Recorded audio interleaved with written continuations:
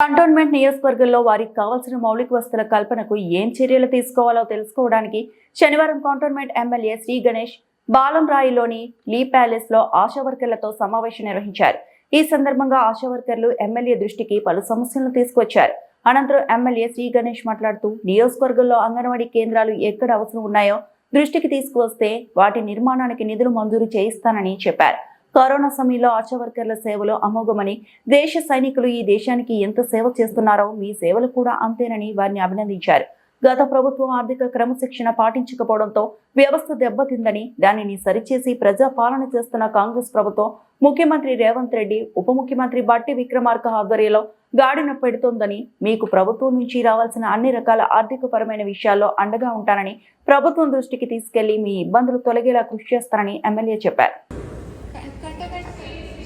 మీ ఇబ్బందులు పరిష్కరించాలనే మీటింగ్ పెట్టడం, లేకుంటే వేరే ఈ విషయం ఏమున్నాం.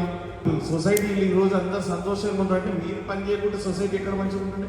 మీరంతా అన్ని ఆ కరోనా టైంలో కూడా ఎంతోమంది భయపడ్డప్పుడు మీరు ఎంత ధైర్యంగా, ఏ విధంగా అయితే బార్డర్ల యుద్ధానికి మన మిలిటరీ వాళ్ళు ఎంత ధైర్యంగా నిలబడ్డారు, అదే మాదిరిగా మీరు కూడా కరోనాతో ఫైట్ చేసింది మీరు కూడా మంచి సేవ చేస్తున్నారు. అది గుర్తించే మీరందరూ సంతోషంగా పనిచేయాలనే ఉద్దేశమే ఈరోజు ఈ మీటింగ్. ఇది నా కంటోన్మెంట్ సమస్యనే కాదు, మా కంటోన్మెంట్ ఉన్న ఆశలదే సమస్య కాదు, రాష్ట్రం ఉన్న అందరి కోరిక ఇది. రైటా? రాష్ట్రంలో ఉన్న అందరి డిమాండ్స్ కూడా ఇవే కదా. మీరు చెప్పిన వాళ్ళే డిమాండ్స్ అవే కాబట్టి ఖచ్చితంగా అవన్నీ చేస్తున్నారు. ఇవన్నీ ఆర్థిక వ్యవస్థ బాగాలేనందుకు ఒక్కొక్కటి అమలవుతుంది. రానున్న రోజుల్లో కూడా మీ సమస్యల పరిష్కారం అయితే మీ అవసరాలకు అనుగుణంగా మీకు జీతం ఇస్తున్నట్టు మాటిస్తూ, మీకు ఎక్కడెక్కడ సెంటర్స్ కావాలన్నా నేను కూడా చాలా రోజుల నుంచి అనుకున్నాను. మీతో మాట్లాడుకుంటే ఈ అంగన్వాడీ సెంటర్స్ తెలియదు, బస్తీ దవాఖానాలు తెలియదు. గవర్నమెంట్ ఇవ్వడానికి సిద్ధంగా ఉన్న మనం అడగకుంటే వాళ్ళు కూడా ఇవ్వరు.